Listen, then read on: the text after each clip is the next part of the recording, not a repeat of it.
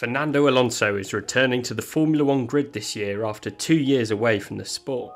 But what defines success for Alonso in 2021 at the Alpine team? Let's have a look. My name's Andy and this is Behind the Drive.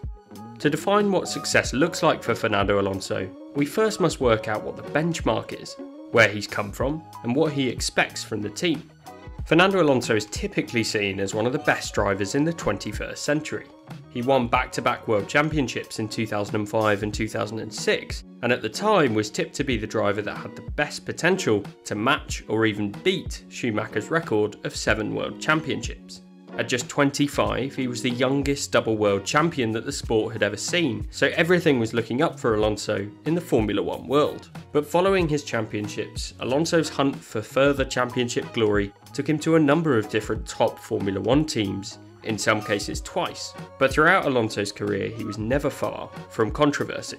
He moved to McLaren in 2007 on an initial 3-year deal, but after a tight battle for the championship between himself, Lewis Hamilton and Kimi Raikkonen that came right down to the final race of the season, the relationship between the team and driver very quickly became sour. But it was not only on the track that the two parties disagreed, as the Spygate scandal was going on in the background, with Alonso allegedly blackmailing team principal Ron Dennis, threatening to release damning emails to the FIA exposing the espionage. Soon after, the team and driver terminated Alonso's contract by mutual consent. So not exactly the new Alonso era that people were expecting.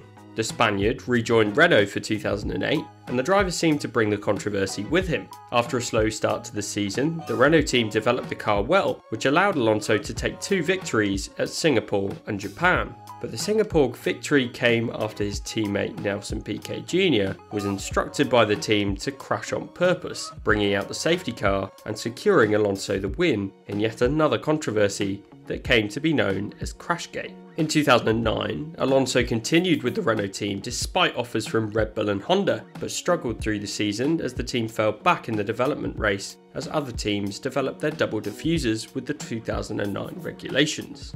2010 represented a new era for Alonso as he moved to Ferrari, with grand ambitions to achieve his 3rd Drivers' Championship. And he came close in that first season as he had the championship lead going into the final Grand Prix of the year in Abu Dhabi. But the Spaniard just missed out to Sebastian Vettel after a strategy error from Ferrari, with Alonso ending up just 4 points behind the German driver. After a disappointing 2011 season where Alonso finished 4th in the championship, 2012 provided him with yet another opportunity to fight for the title.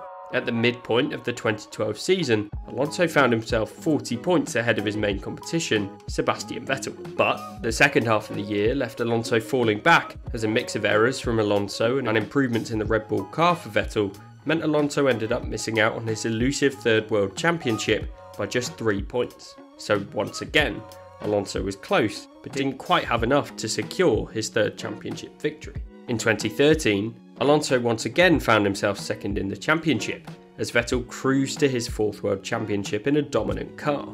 He ended up 155 points behind the Red Bull driver, as Vettel won the final 9 Grand Prix in a row. After this season, Alonso publicly criticised Ferrari, claiming that the team were unable to build a car capable of winning a championship, a move that built the tension between the Ferrari team and the 2-time world champion. So far in Alonso's career, he'd managed to finish 2nd on more occasions than he had World Championship victories. His reputation was strong and he was consistently outperforming his car and managed to ensure he was always within a chance of taking the championship. So 2014 brought with it new engine regulations and optimism that the Red Bull era would come to an end. As we know, it did. But unfortunately for Alonso, the era didn't shift in favour of Ferrari.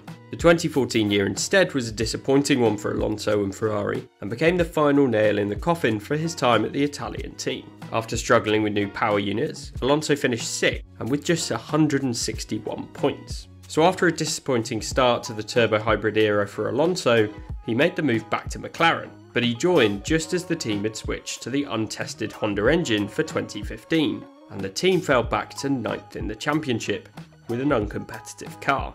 Alonso managed just 11 points, finishing in 17th position, so a long way back from where his old Ferrari car had been.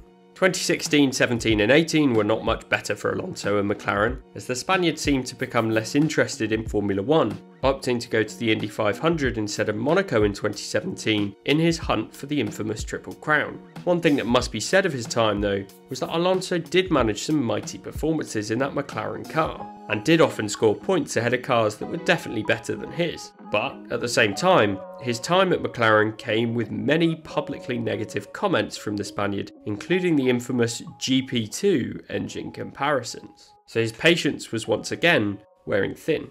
After leaving Formula 1 at the end of the 2018 season, Alonso declared that he would only return if he would have the chance to win the World Championship. And after 4 years in that McLaren car, I don't blame him given his proven world champion potential. But the driver clearly has unfinished business in the sport, as he's determined to get back to the pinnacle of motorsport. He clearly has high expectations of the Alpine outfit, given he's returned to the team for a third stint, and it must be said that he's the driver that brought the Renault team their 2 world championship. So surely Alonso has his eye on glory, with a view to the 2022 regulation changes that are expected to change up the order.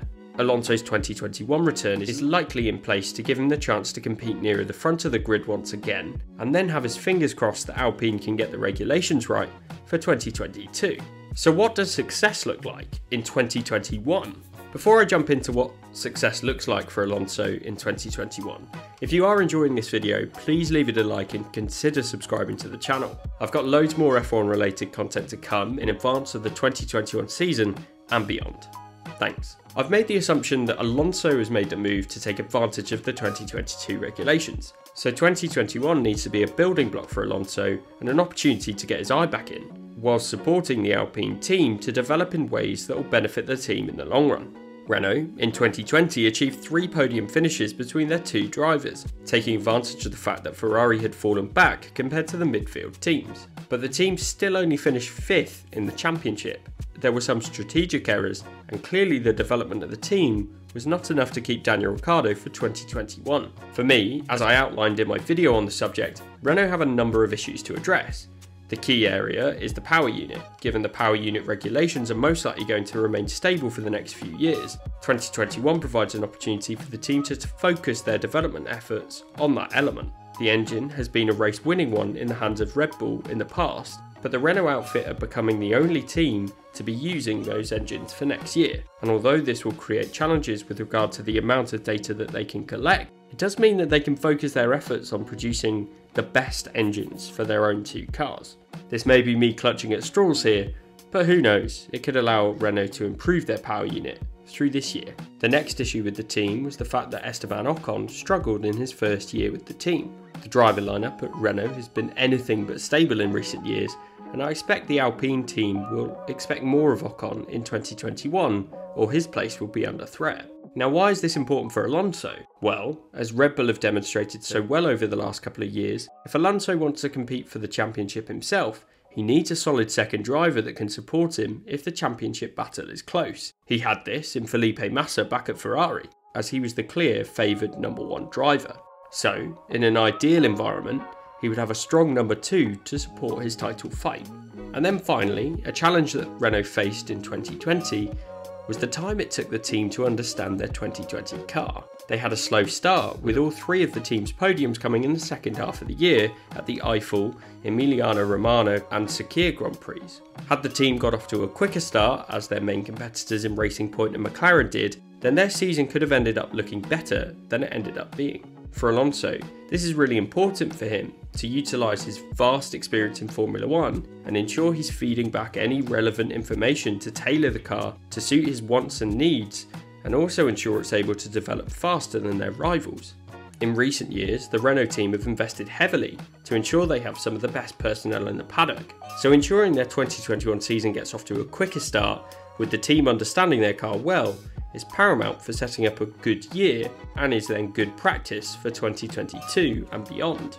So should Alpine find a way to make these 3 key points happen, I would say that would be a successful year for Alonso. It's most certainly going to be a transitional year in which the driver gets embedded into the team, and at the age of 39, Alonso's most likely beyond his peak ability as a driver, so he'll need to get up to speed quickly if he wants to mount a title challenge with Alpine in the coming years. My prediction would be that Alonso recognises this, and it will be during the 2022 season that we see the driver's patience wearing thin if the Alpine team end up moving backwards. It must also be said that the team has recognised its flaws and replaced Cyril Abiteboul with David Brivio as racing director. This move is one that could change things in a similar way to McLaren's switch to Andreas Seidl a number of years ago, bringing in an experienced leader from outside of the sport to refresh the team and take it in a new direction. This recognition by the Alpine leadership that it needed some fresh faces at the top shows that they're being realistic about their chances for 2021, giving the group enough time to bed in before the new 2022 regulations. It has to be said that all of this optimism is quite far-fetched, and it's unlikely that we'll see Alonso winning world championships again. But we may see him back on the podium, and maybe even get a race win if things go well this year. So perhaps that's all Alonso is really looking for. He may outwardly say that he's keen to win world championships, but perhaps doing better than he could in that dreadful McLaren car will be enough for him to complete that unfinished business that Alonso has in Formula 1. So that's my view on what success looks like for Alonso in 2021. But what's your view? Let me know in the comments and subscribe for more F1 content. I've got loads more videos to come in preparation for the 2021 season and beyond. So thanks for watching.